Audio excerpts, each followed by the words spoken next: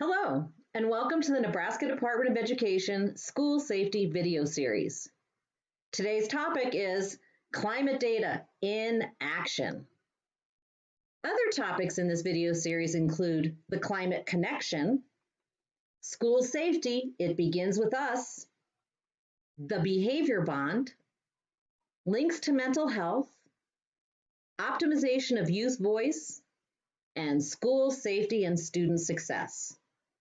These video vignettes will be anywhere from 10 to 15 minutes in length and have been designed to be watched by school staff members individually or by school teams together. Also, these vignettes may be watched in order or non-sequentially, dependent upon school needs. My name is Heather Robbins, and I'll be your guide throughout this video series. Today's topic is climate data in action. We hope that by the end of our brief time together, you're able to describe how you can analyze school climate survey data to help enhance school safety, and that you outline a plan to problem solve your own climate data. So how can you analyze school climate survey data to help enhance school safety? Well, first, you must have administered a school climate survey. If you haven't done that yet, you may want to go back and view the video vignette entitled The Climate Connection for Climate Survey Data Resources and Information. Once you've administered your climate survey to students, staff, parents, and stakeholders, we suggest that you follow a standardized problem-solving process. You may already have one for your campus, and if you do, use that one. For our sake today, we're going to use the Nebraska Multi-Tiered System of Support Framework document problem-solving process on the screen. So we're going to look at how do we identify what's occurring, how do we analyze and collect our data and form a plan, how do we act upon our plan, and then what happens when we reflect and evaluate our plan. So we've administered a climate survey to students, staff, and parents. Now what? Well, first thing we want to do is we want to look in our data and identify celebrations. What are things that were strengths for us across multiple stakeholders?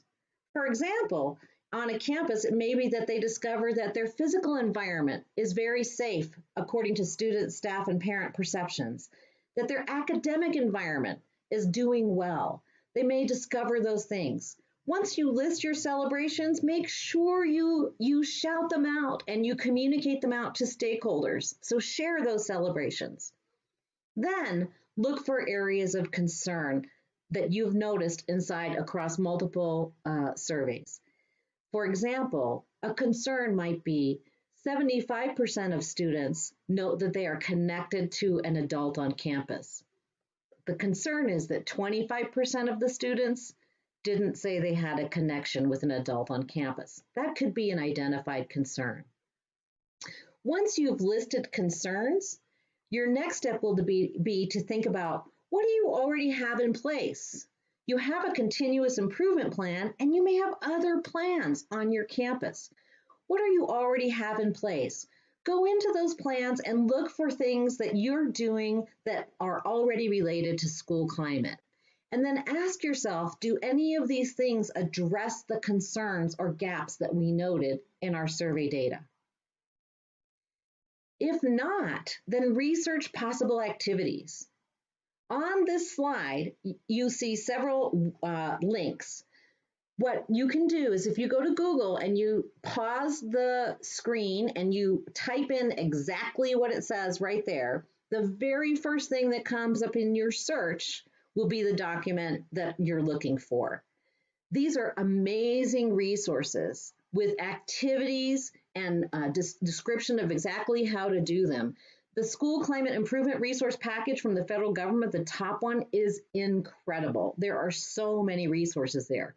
The California Safe and Supportive Schools Climate Connection Toolkit for secondary schools has these very distinct activities with all of the steps needed. So if you do not have something already going on that addresses your area of concern, here are some excellent resources for you. All you need to do is pause the video, type into Google, and you can access each one of these resources.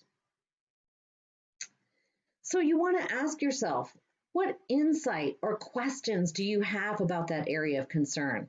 You want to get staff members on a team to be thinking deeply about the areas of concern, what insights they have, what questions they have, what resources might address the area of concern. Then you'll want to think about what are 3 activities that would have the greatest impact on improving the school climate indicators. Some of those activities may be something you're already doing in your continuous improvement plan, or some may be new activities. You'll want to ask yourself who will benefit from these activities. What will be the impact or benefit for the target population? What's involved in implementation? And is this activity sustainable? You may want to consider the cost-benefit matrix on the screen. There are some things that we do that have low benefit, low effort, probably not worth the time. We have some things that are low benefit and high effort, really not worth the time. We may find some things that are high benefit, low effort. We like that. And occasionally there are going to be things that are higher benefit, higher effort.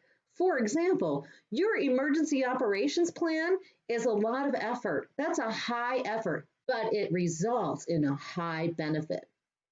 For our climate indicators, for the most part, we're probably looking for things that are a little bit lower effort with a higher benefit. For example, let's say we go back to that concern that 75% of the students felt connected to an adult, but 25% did not. Imagine that, and so the team did a little research, and perhaps they ran across this relationship mapping strategy from Harvard.